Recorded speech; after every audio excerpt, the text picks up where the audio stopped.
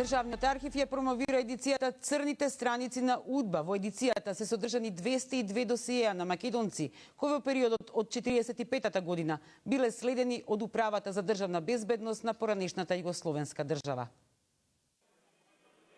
Од мотото историја што чека да биде откриена, денеска за прв пат беа објавени досиеа кои ги докажуваат злосторствата кои ги вршела југословенската тајна разузнавачка служба против нивните неистомисленици. Едицијата насловена Црните страници на УДБА содржи поголем број на досиеа македонци, членови на ВМРО ДПМН, кои во периодот од 1945 година масовно биле следени од Управата за државна безбедност на поранешната југословенска држава.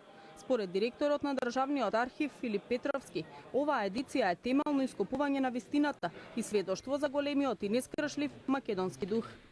Никој од нас не беше свесен, а законот ни укажа дека и по 90-та година се останало исто. Односно дека тајната полиција продолжила својата активност.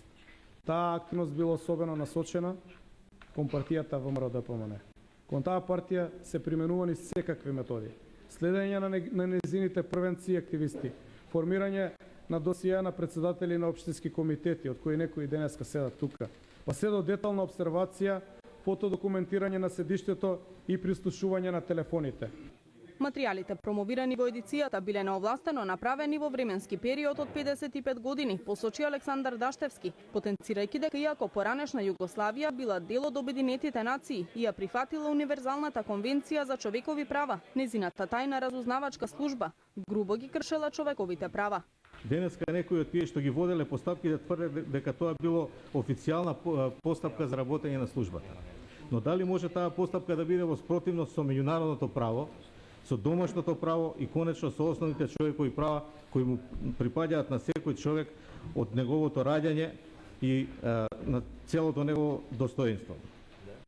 Таа монструозна постапка одела до таму што доколку началникот поднесе барање за следење на некое лице, тоа задолжително се прифаќа од страна на раководителот на МВР.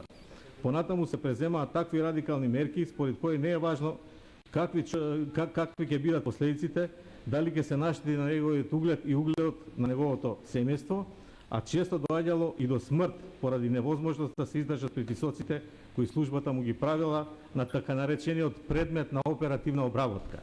Едицијата содржи 9 тома документирани на повеќе од 13.000 страници, кои од утре ќе бидат достапни како за продажба, така и на сите библиотеки ширум земјава.